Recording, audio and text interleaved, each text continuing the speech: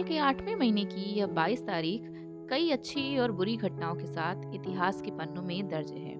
आज ही के दिन यानी 22 अगस्त को महात्मा गांधी ने विदेशी कपड़ों की होली जलाकर स्वदेशी का नारा बुलंद किया था और अंग्रेजों के खिलाफ एक अलग तरह के विरोध की शुरुआत की।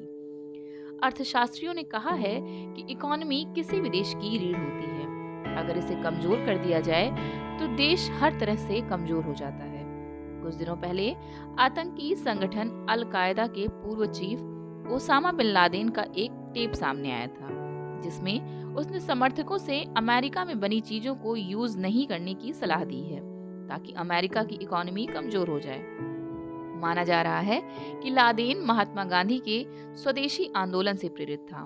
भारत पर राज करने वाली ब्रिटिश सरकार की बड़ी इकोनॉमी हमारे बाजारों पर निर्भर थी। इसे कमजोर करने के लिए महात्मा गांधी ने स्वदेशी आंदोलन चलाया। इससे ब्रिटिश इकोनॉमी पर असर तो पड़ा ही, भारतीय लोगों को रोजगार और आर्थिक मजबूती भी मिली। टेप में उसामा कहता है, ब्रिटेन का मामला देखिए, इसके बारे में कहा जाता था कि इसका कभी सूर्यास्त नहीं होता। ब्रिटेन को भारत से हटना पड़ा जब गांधी ने उनकी चीजों के बायकॉट की घोषणा की। हमें आज अमेरिका के साथ भी ऐसा ही करना चाहिए। 1929 का दौर था। आजादी की लड़ाई महात्मा गांधी के नेतृत्व में लड़ी जा रही थी। 11 अक्टूबर 1929 को हरदोई के विक्टोरिया हॉल के परिसर में उनकी जनसभा का आयोजन किया गया। 5000 से अधिक जनसमूह को बापू के संबोधन ने देश प्रेम की भावना से ओतप्रोत कर दिया। विदेशी के बहिष्कार की अपील का इतना असर पड़ा कि लोगों ने विदेशी कपड़ों की होली जलाई। महिलाओं ने देश को आजाद करवाने की लड़ाई को धार देने के लिए अपने गहनों को सभा स्थल पर ही दान देना शुरू कर दिया। रजवाड़ों से जुड़ी बेरुआ स्टेट की रानी विद्या देवी, रानी लक्ष्मी देवी, तारा देवी सहित हजारों महिलाओं ने विदेशी वस्त्रों को न पहनने की शपथ लेकर खादी वस्त्र पहनने का संकल्प लिया।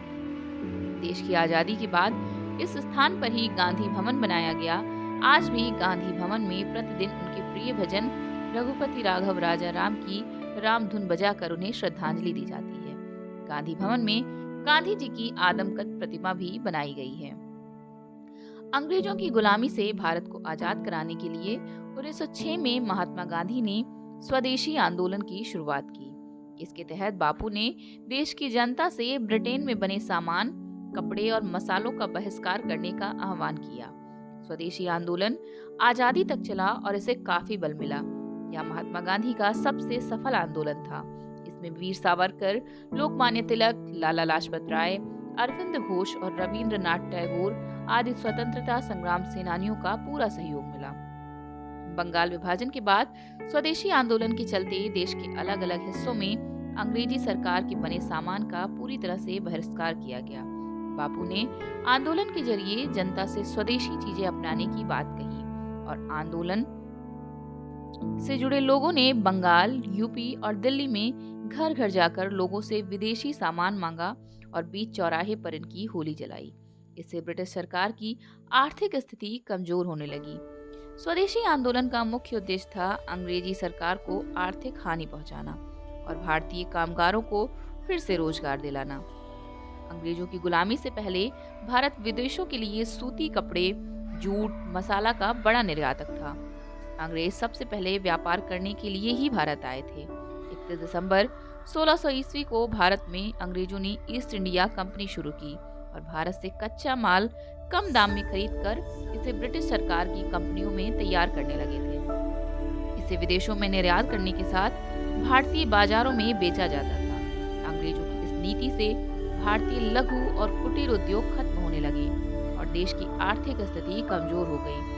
बापू के आंदोलन से ब्रिटिश सरकार के खजाने की भारत से होने वाली आय काफी कम हो गई। इसके साथ ही देश के छोटे उद्योग फिर से जी उठे।